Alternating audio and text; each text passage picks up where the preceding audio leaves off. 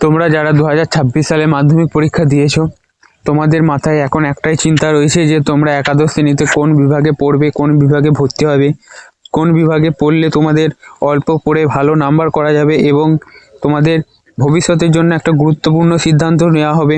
তো চলো, তোমাদের জন্যই আজকের ভিডিওটি তোমরা শেষ পর্যন্ত দেখতে থাকো, তাহলে জানতে পারবে কোন বিভাগে পড়লে তোমাদের ভবিষ্যতের জন্য একটা গুরুত্বপূর্ণ সিদ্ধান্ত নেওয়া হবে।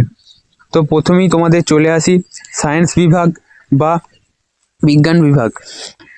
যাদের অঙ্ক বিজ্ঞানের বিষয়গুলিতে ভালো দখল আছে, যারা প্রযুক্তি বা চিকিৎসা নিয়ে কাজ করতে চান, তোমাদের এই সায়েন্স বিভাগে বা বিজ্ঞান বিভাগে যে বিষয়গুলি পড়তে হবে সেগুলি হচ্ছে পদার্থবিদ্যা, রসায়ন, গণিত, জীববিদ্যা, কম্পিউটার সায়েন্স।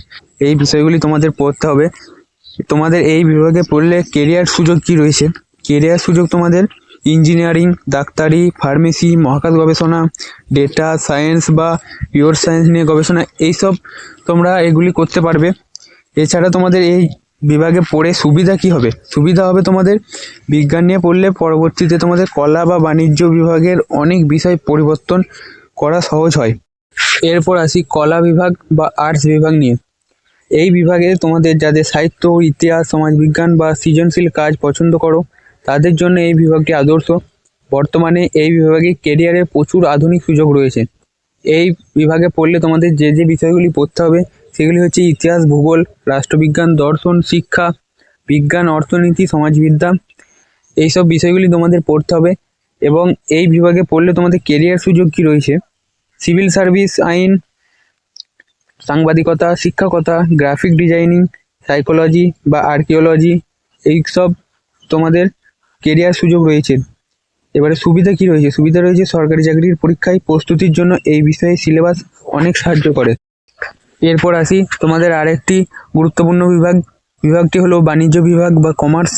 যাদের ব্যবসা, অর্থনীতি, অর্থ বা হিসাব নিকাশ সংক্রান্ত বিষয়ে আগ্রহ আছে, তাদের জন্য কমার্স বা বাণিজ্য বিভাগ উপযুক্ত।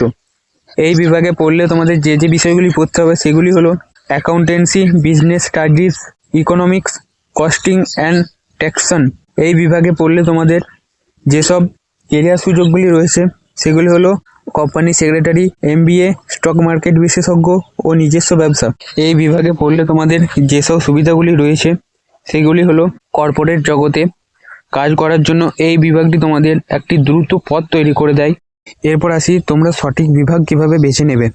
তো তোমাদের প্রথমেই মাথায় রাখতে হবে তোমাদের নিজের আগ্রহ, যেই বিষয়টির ওপর তোমাদের আগ্রহ আছে সেই বিষয়ে কোন বিভাগে রয়েছে সেই বিভাগটি তোমাদের বেছে নিতে হবে।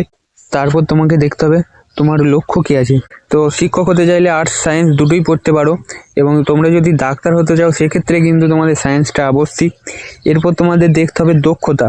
তোমরা মাধ্যমিকে ধরো কোনো একটা বিষয়ে ভালো নাম্বার তুলেছো বলে সেই বিষয়টি যে বিভাগে আছে সেই বিভাগে তোমরা ভর্তি হয়ে গেলে সেটা কিন্তু নয়। তোমাদের দক্ষতা দেখতে হবে যে কোন বিষয়টার ওপর তোমাদের ভালো দক্ষতা রয়েছে, কোন বিষয়টি পড়লে তোমরা অল্প পড়ে ভালো নাম্বার করতে পারো, তো তোমরা সেই বিভাগেই ভর্তি হও। এছাড়াও তোমাদের বর্তমানে প্রথাগত পড়াশোনার বাইরে ভোকেশনাল কোর্স বা পলিটেকনিক ডিপ্লোমা করার সুযোগ আছে, যা তোমাদের খুব দ্রুত কর্মসংস্থানের সুযোগ করে দেয়। তো তোমরা অবশ্যই আজকের ভিডিওয় তোমরা জানাও যে তোমরা একাদশ শ্রেণীতে কোন বিভাগে ভর্তি হতে চলেছো, এবং ভিডিওটা যারা শেষ পর্যন্ত দেখলে অবশ্যই ভিডিওটিতে একটি লাইক করো, চ্যানেলে নতুন হয়ে থাকলে চ্যানেলটি সাবস্ক্রাইব করো। আজকের ভিডিও এই পর্যন্তই।